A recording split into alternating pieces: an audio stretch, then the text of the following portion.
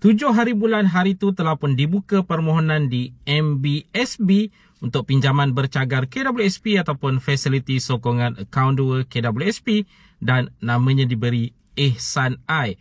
Okey, hari ini 15 hari bulan 4 2023 dibuka pula permohonan di Bank Simpanan Nasional dengan nama yang lebih kurang sama iaitu Ihsan I. Ubah saja H menjadi N.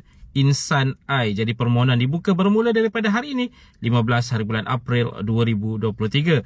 Apakah perinciannya? Adakah sama seperti MBSP Bank sebelum ini?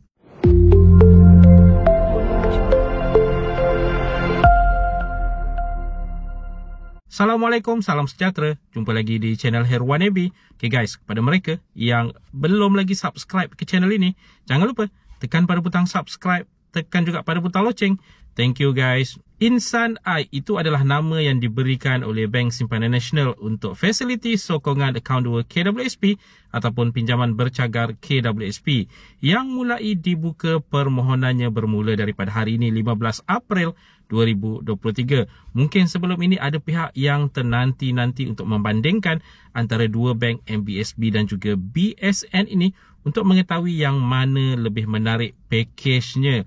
Okay, jika ditanya kepada admin, ada yang sama, ada yang tidak sama. Apa yang sama, apa yang tidak sama? Jom kita ikuti penjelasan selanjutnya. Okey, sebelum itu untuk kelayakan bagi mereka yang masih lagi tidak mengetahui, ianya dibuka kepada mereka yang berumur 40 ke 50 tahun sewaktu memohon. Ingat tu, 40 ke 50 tahun. Ini untuk di Bank Simpanan Nasional.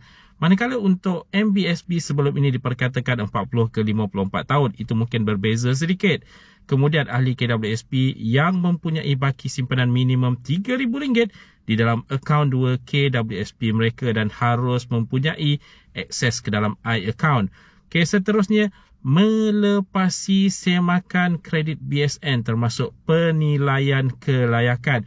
Okay, ini adalah syarat yang telah pun ditetapkan oleh BSN.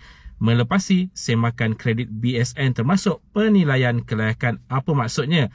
Maksudnya semakan SITOS, semakan SIKRIS masih lagi akan dilakukan dan bakal ada skor-skor tertentu diberikan berdasarkan informasi yang mereka perolehi daripada SITOS dan SIKRIS ini.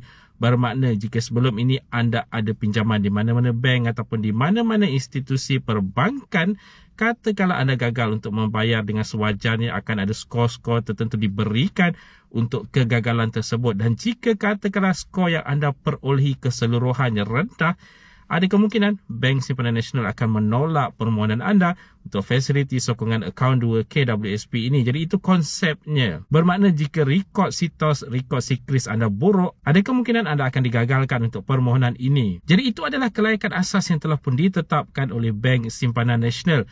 Okay, berkaitan dengan interest rate pula buat masa sekarang ini sama sebenarnya seperti MBSB Bank, iaitu 4.50%. Ingat tu 4.50%. MBSP Bank juga mengenakan interest rate yang sama. Walau bagaimanapun interest rate ini boleh berubah. Ingat tu, boleh berubah dari masa ke semasa walaupun setelah permohonan diluluskan. Okay, yang seterusnya ini mungkin agak menarik sedikit berkaitan dengan dokumen sokongan yang diperlukan. Ini sebenarnya menjadi pertikaian sebelum ini sewaktu permohonan di MBSP Bank, di mana diperkatakan ada kemungkinan juga akan ada situasi-situasi tertentu pihak MBSP Bank akan meminta dokumen sokongan seperti penyerta gaji ataupun slip gaji. Jadi itu mungkin akan diminta kepada anda. Sama juga seperti bank BSN ini di mana diberitahu di situ bahawa dokumen pendapatan atas permintaan BSN.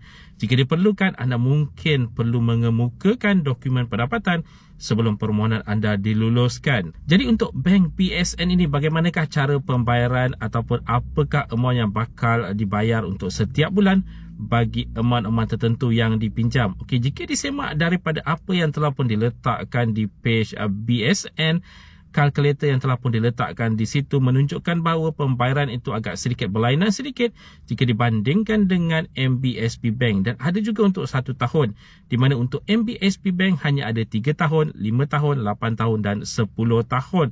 Tetapi jika dilihat untuk bank BSN ini ada 1 tahun sehingga ke 10 tahun. bermakna 1 tahun, 2 tahun, 3 tahun, 4 tahun, 5 tahun dan seterusnya sehingga ke 10 tahun. Dan pembayaran bulanan itu adalah sekata, tidak seperti MBSP Bank sebelum ini di mana pembayaran tahun pertama hanyalah interest serendah RM11.25 sahaja bayaran tahun pertama untuk di MBSP Bank bagi pinjaman berjumlah RM3,000 untuk 3 tahun. Itu adalah di MBSP Bank di mana tahun pertama itu memang sangat-sangat rendah. Jika anda lihat ada yang RM31, RM12, RM11, RM20 lebih pun ada. Jadi memang sangat-sangat rendah sebenarnya untuk di MBSP Bank untuk tahun pertama saja. Ingat tu, tahun kedua sehingga selesai pembayaran amountnya agak besar kerana telah mengambil kira pembayaran balik untuk prinsipal juga.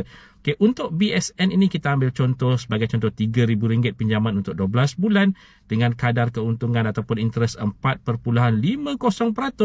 Jumlah bayaran bulanan yang perlu anda lakukan untuk 1 tahun adalah RM256.14. Ini untuk pembiayaan selama 1 tahun yang paling pendek sekali. Tetapi jika katakanlah anda mengambil jumlah pembiayaan berjumlah RM3,000 dan bayaran balik adalah selama 10 tahun yang paling maksimum dengan kadar keuntungan 4.50%, jumlah bayaran bulanan adalah RM31.09 sahaja.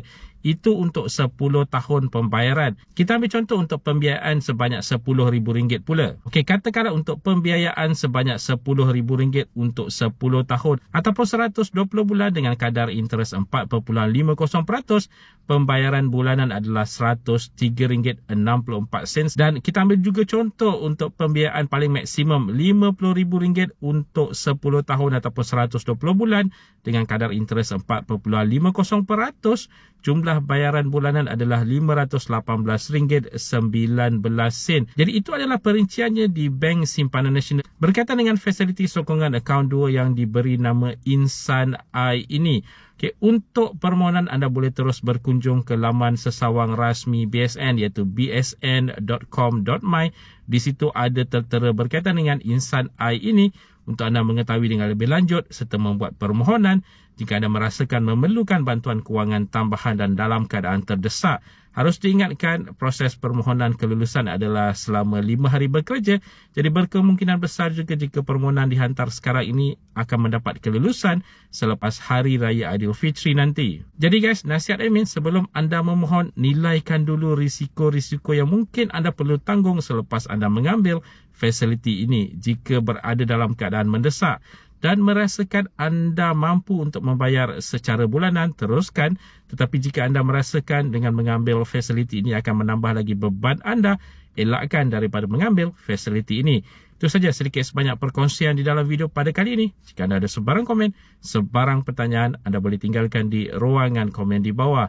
Dan kepada mereka yang belum lagi subscribe ke channel ini, jangan lupa tekan pada butang subscribe, tekan juga pada butang loceng. InsyaAllah kita berjumpa lagi di video yang akan datang. Stay safe, stay healthy. Assalamualaikum.